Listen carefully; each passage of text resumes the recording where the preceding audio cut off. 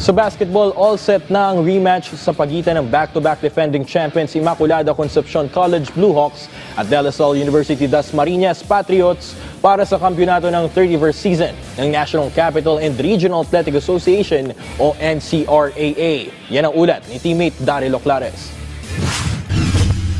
Sa ikalawang sunod na season, muling magtutuos para sa titulo ng National Capital and Regional Athletic Association o NCRAA ang back-to-back defending champions Immaculada Concepcion College Blue Hawks at ang De La Salle University Dasmariñas Patriots. Sa knockout semifinals nito lamang Lunes, unang nakapagbulsa ng pesto sa finals ang three-peat seeking na Blue Hawks ng kanilang tambakan ang Philippine Merchant Marine School Mariners sa score na 103-89. Mula sa kanilang 6-0 start sa opening quarter, hindi na binitawan ng ICC ang kalamangan at napalobo pa ang kanilang bentahe sa double digits sa second half para tuluyang maiwanan ang PMMS. Nanguna para sa Blue Hawks si Alfred Santos na nakapukol ng 7 outside shots para makapagtala ng kabuuang 35 points na dinagdagan pa ng 7 assists, 8 rebounds at 2 steals.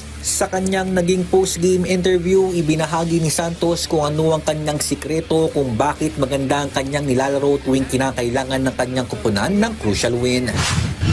Siguro sa ano lang po, composure lang po and sa syempre ayoko rin i-let down yung mga kasama ko sa mga gantong sitwasyon kasi grabe yung tiwala nila sa akin tsaka yung mga coaches and yun lang, sinusuklihan ko lang sila and syempre di ko na magagawa yun nang wala yung mga teammates ko.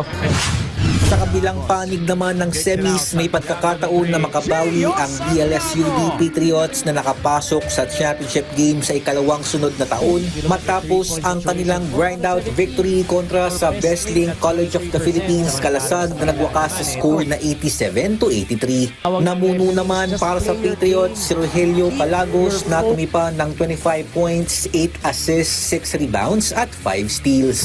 Sabi na ng coach namin na mag-focus kami sa laro.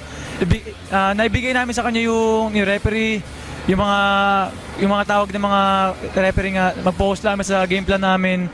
Tapos sunod lang kami sa mga sinasabi niya. Yun nga, nagpapasalamat ako kay Lord dahil nakabalik kami sa finals. Tapos, kasi magkakataon rin namin para makabawi sa kanila. Sana makuha nga namin yun. Samantala, kasado na rin ang Juniors Division Finals kung saan magtutuos ang ICC Junior Blue Hawks at Emilio Aguinaldo College Cavite Junior Vanguards, habang sa Women's Division Finals naman maghaharap ang DLSUD Lady Patriots at EAC Cavite Lady Vanguards. Daryl Oclares para sa Atletang Pilipino para sa Bagong Pilipinas.